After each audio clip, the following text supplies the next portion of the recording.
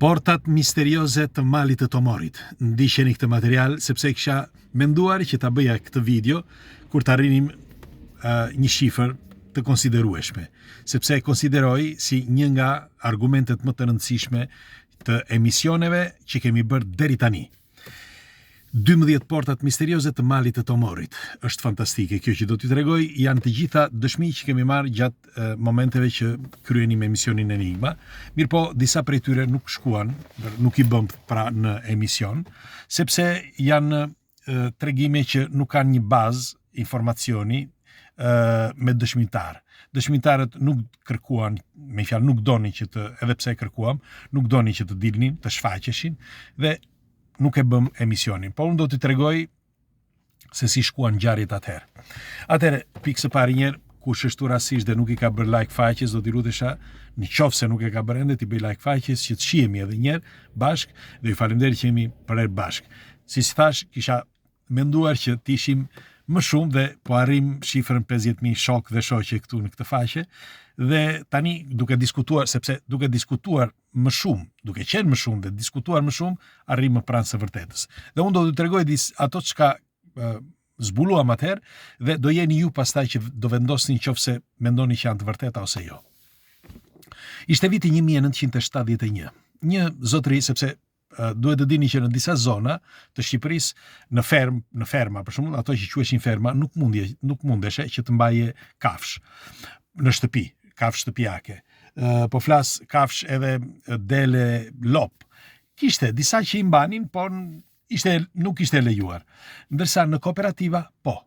Kooperativa mund të mande, njerëzit mund të mbanin kafsh, por jo shumë, me pak fjalë. Dhe ky zotëria ishte një zotëri që mbante kafsh, kishte disa dele që i kishte shtuar dhe ishin bërë shumë delet. Kështu që ai një ditë, ashtu si dhe herët e tjera, në mëngjes u ngrit shpejt, çoi delet tek vendi ku ai çonte, pra për t'i kullotur. Zakonisht ky zotëria në drek kthehej parafërsisht, rreth orarit të drekës, i afronte delet rreth vendit fshatit ku ai jetonte. Nuk mund t'ju them dot emrin, sepse më ndaluan dhe atëre me fjalë që të bisedonim për këtë, ndaj dhe nuk ishte edhe dëshmitar që nuk e shfaqëm. Dhe kështu që nuk mund të them dot emrin. Por është në rrethinat e Tomorit. Dhe zotëria atë drek, duke afruar delet, siç u thash, gjithmonë ai afronte afër shtëpisë, atë drek ai nuk erdhi. Pra në drek nuk erdhi. Dhe familjarët u shqetësuan, shkuan për të kërkuar se ku ishte, mirëpo panë që delet ishin afruar rreth fshatit, por ishin të shpërndara, kush atje, kush këtu, një pjesë prej deleve. Edhe pse delet zakonisht rrin bashk, por ishin të shpërndara. U afruan, i kërkuan këtë zotrin, nuk e gjetën, po thanë, ndoshta po kërkon në një dele dhe që mund të ketë ikur dhe do kthehet në darkë. As në darkë nuk u kthye. Gjithë fshati, po atë ditë, po atë natë, filluan që ta kërkonin. Nuk e gjetën më kurrë atë njeri. Ai njeri humbi në vitin 1971. Tani, ky rast mbeti një mister, sepse askush nuk e zgjidhi dhe nuk fliste kush. Nuk kishte ndodhur ndonjë gjë e tillë, ose ndoshta nëse kishte ndodhur askush nuk e dinte. Dhe ky ishte rasti i parë. Por pas disa viteve, në vitin 1983, një tjetër zotëri, gjithmonë me këta që kishte disa kafshë edhe ky, çoi kafshët në një zonë të malit të Tomorit dhe edhe ky u zhduk. Pra nuk u gjet më. Ideja tani pse u zhduk ky zotëria i dytë, sepse sipas gjasave shkoi në një vend ku thuhet që nuk mund të shkohet, pra vendi i ndaluar. Është një vend që quhet vendi i ndaluar. Po e thon njerëzit përreth kësaj zone. Janë shumë pak ata që njohin këtë zonën, sepse ndodhet vërtet në pranë majës së Tomorit dhe fshatrat përreth, disa nga këta fshatra, e njohin si zonë dhe zakonisht nuk shkojnë ato zona. Dikush thotë që ka disa fenomene të çuditshme. Nëse keni vënë re në disa video që janë bërë tani kohët e fundit, ka disa njerëz që pretendojnë që është një vend eksakt pranë malit të Tomorit që valët nuk funksionojnë, valët e telefonit. Pra ka një rrymë energjie që është e çuditshme. Pra nuk nuk punon telefoni. Lexova disa komente të disa njerëzve që përveç se nuk besojnë këtë, shprehen në një mënyrë vërtet banale. Dhe unë do t'ju këshilloj që në qoftë se ju bie rasti që të shkoni në atë vend, provojeni. Në atë kohë kur kemi shkuar ne, është një vend që nuk kap, nuk është ajo që pash në video, po është një vend tjetër që nuk kap linja e telefonit, ndoshta është sepse është pas antenës, si thonë dhe njerëzit e zonës aty. Me fjalë, antena gjendet poshtë dhe duke qenë pas antenës nuk kap linja e telefonit. Tani, nuk e di vendin ku thuhet tani që kap apo nuk kap. Nuk e di sepse nuk kam shkuar, por atë që ku kam shkuar unë, po. Pra, ku kam shkuar unë, të gjitha zonat kap, vetëm në një vend nuk kap sepse thuhet që është pas, si thash, antenave. Mirë po, e hasa këtë gjë në vitin 2013, 2012, se mbaj më të mirë, por çudia është që e kanë gjetur edhe të tjerë, disa vende kanë gjetur edhe të tjerë tani zona ku me të vërtet nuk kap telefoni. Tani, pse nuk kapin telefonat? Telefonat kapin zakonisht kur nuk ka kur ka një rrym toka, një rrym ose një frekuencë të çuditshme. Kemi bërë një emision, nëse keni vënë re, rreth e mistershme të Kordilevskit, ku kemi intervistuar një zotëri që është një kimist, dhe ai thotë që kemi matur, sepse ka matur, matjet që kemi bërë, thot, në disa vendet e shenjta, thot, janë ato që kanë më shumë emetime, më shumë forca vibrimi. Dhe ka disa zona të tjera, ose disa vende të tjera që nuk kanë vibrim, por kanë një vibrim normal. Dhe këtu bëhet fjalë për hertz, pra për emetimet hertz. Pse në zonat, në vendet ku njerëzit luten ka frekuenca të larta? Pra, e njëjta gjë më bën që të mendoj që ka disa zona që ndoshta frekuencat janë kaq të forta, pra të larta, sa që telefoni nuk mund të depërtoj dot. Pra, rryma e telefonit, antenave, nuk mund të depërtojnë dot. E thash këtë sepse pikërisht në atë vend, pra rreth 1 kilometër më tej të kësaj zone, tregohet që është ai vendi që quhet që nuk është ndaluar të shkohet. Sepse banorët e zonës thonë që po të shkosh atje humbet ose zhdukesh. Në vitin 2014 kemi bërë një intervistë me një zotëri, një mikun ton, që tregon për disa porta që ai ka zbuluar. Ka zbuluar 12 porta mbi malin e Tomorit, pra në disa zona të malit të Tomorit. Ai së pari kishte qenë vet, pra në këto zona, e kemi mikun ton në ndjek edhe këtu në për këto faqe, dhe po të shikoni, më duket se ekziston akoma emisioni që flet për malin e Tomorit, dhe ai thot që pasi shkoi për herë të parë, sepse shkoi në ato zona, kishte shkuar për piknik, si shkohet gjithmonë në malin e Tomorit, po bashkë me 2 shokët e tjerë, shkoi diku në një vend. E ka thënë këtë, po megjithatë mund të ta përsëris, aty ku shkoi, telefonat silleshin ndryshe, por edhe njerëzit sillen ndryshe, sepse duket sikur ndikon, pra valet sikur ndikojnë në trurin e njerëzve. Dhe ndonjëherë njerëzit flasin për qartë, ose shprehen në mënyrë të çuditshme. Pra, sikur valët e trurit të mos të funksionojnë, sepse ne flasim pikërisht nëpërmjet neuroneve. Në qoftë se këto emetojnë një energji tjetër, është si puna e narkozës. Pra, këto që po ju them unë, janë gjëra që nuk i dëgjoni gjithandej, por këto janë fakte. Me fjalë, që ka emetime në një zonë apo në një tjetër që janë të ndryshme, kjo është e padiskutueshme. Pra, diku, aty ku falen njerëzit, emetimet ose frekuencat janë më të larta, dhe zakonisht në një vend për shembull, në një qytet janë të larta, jo sa ku janë ato lutjet, pra brenda një qyteti, por në periferi për shembull, në për toka normale, emetimet janë normale, pra frekuencat. Dhe ky është fakt. Dhe tjetri fakt është që truri njeriut është punon me frekuenca. Kështu që nëse i keni vënë re kur del nga narkoza, njeriu flet për qartë.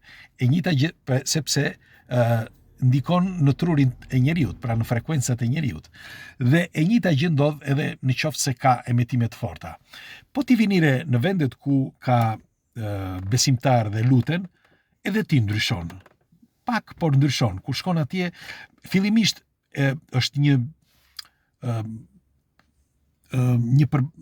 mendja nuk e përballon dot, sepse nëse ti vetë për herë të parë, sepse thua, o Zot, çfarë janë këta? Por dal nga dal, ti nëse shkon 2 apo 3 herë, ambientohet truri. Dhe ti e kërkon atë gjë, sepse është një vibrim që ndryshon valët e trurit. Pra, e njëjta gjë ndodh edhe në këtë zonë, siç ju thash, të malit të Tomorit, që disa njerëz e njohin këtë fenomen, ka dhe të tjerë që e thonë, por unë po them atë çka thot ky zotëria. Dhe kur shkuam, thot ky, në një vend, kur shkova në një vend që pash nga larg, ishte një vend që vërtet duke sikur sikur diçka të ndalon që të shkosh atje, siç thot ky zotëria. Dhe unë nuk munda që të shkoja, ishte pak distant, por nuk munda që të shkoja edhe për faktin që shokët po më prisin dhe flisin dhe për qartë. Dhe u ktheva. Dhe ai me anë të Google Maps shkoi dhe gjeti dal nga dal, u deshën muaj, si thot ky, gjeti disa, me fjalë, gjeti atë vendin atje që sipas tij është një port.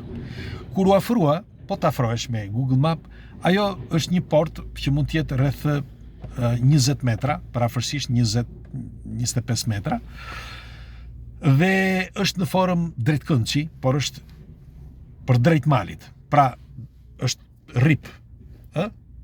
Dhe ajo pjesë aty, sepse është përreth malit dhe ti shkon poshtë. Ajo pjesë që është ky ripi është eksakte. Pra, nuk ka forma që mund të jetë krijuar nga natyra, por duket që është një port e krijuar, një vend i krijuar. Tani, çfarë është? Është një shpellë. Është një shpellë që futesh brenda. Çfarë janë këto sipas mendimit të tij? Ai në radhë të parë njerë gjeti 12 prej tyre, pra nuk gjeti një port, por gjeti 12 porta. Sepse sipas tij nuk është vetëm një.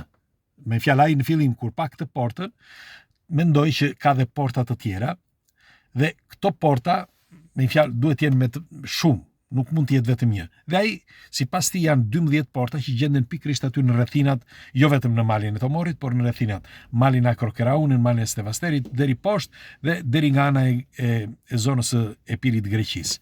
Pra, në të gjithë zonën aty gjenden 12 porta dhe e kemi bërë këtë në emision dhe i ka fotografuar këto dhe na i ka treguar. Tani, çudia është që pikërisht në ato zona, aty ku mendohet që janë këto portat, njerëzit zhduken. Nuk është hera e parë, unë ju tregova vetëm 2 raste, pra ajo viti 1171 dhe viti 1183, dhe banorët e zonës i njohin këto, por kanë ndodhur edhe herë të tjera.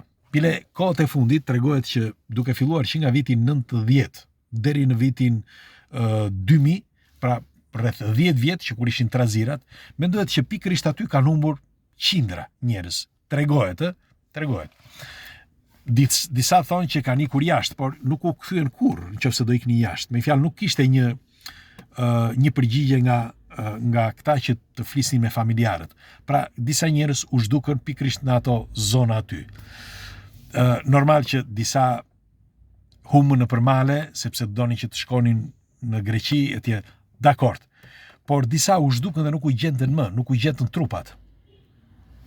Tani, vendet që ju tregova, pra portat që ju tregova më përpara, në 3 nga këto vendet, pikërisht pra pranë malit të Tomorit, edhe zonat aty fshatrat që janë përreth, kush është nga ato zona dhe nga ju që jeni këtu në këtë faqe, e njihni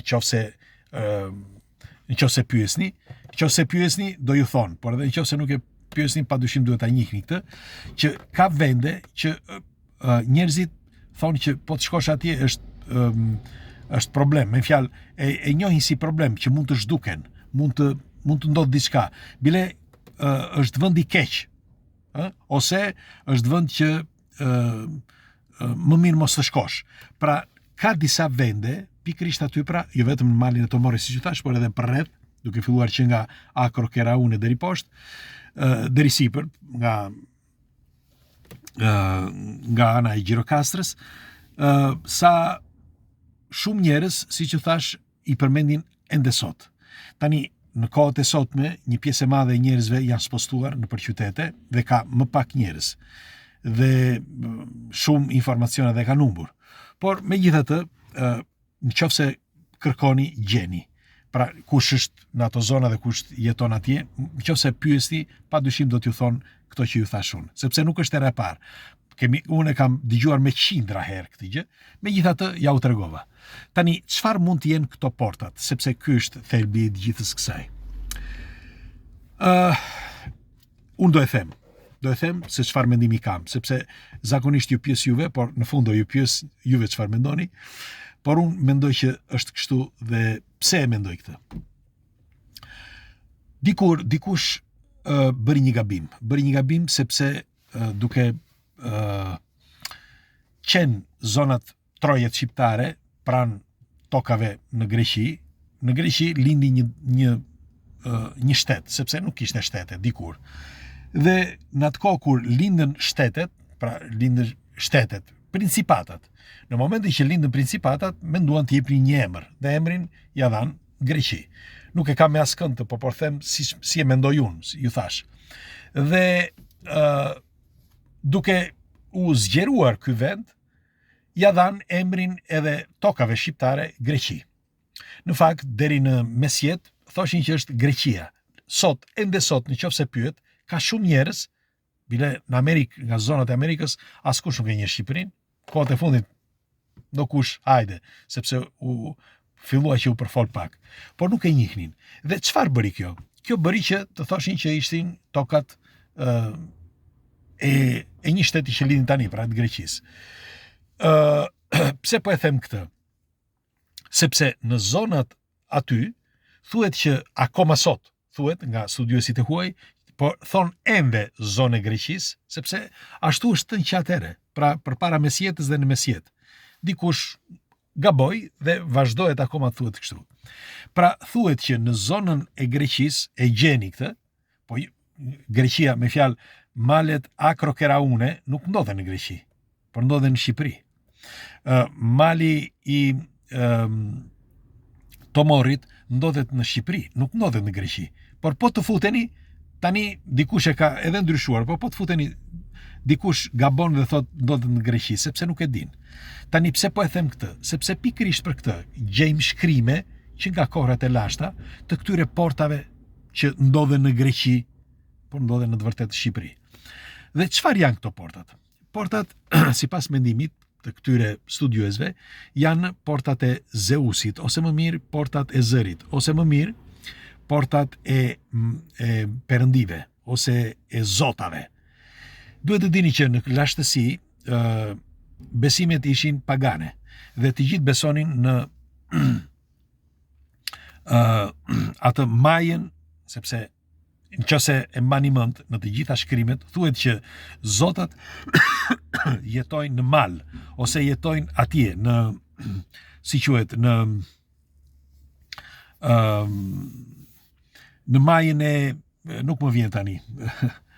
Okej, por janë ndërtesa që gjenden atje, në mal, atje lart, sipër. Pra çdo zotat gjenden atje lart. Dhe njerëzit, duke mos e ditur, duke mos njohur se çfarë janë dhe thonë gjithmonë atje lart, nuk dinin nëse ishte një tempull, në tempull jam erdhi tani, në tempullin atje lart. Nuk dinin nëse ishte një tempull apo ishin porta. Apo ishin vende që futeshe brenda dhe këta zotat kishin ndërtuar aty ndërtesat mëdha. Do t'ju tregoj.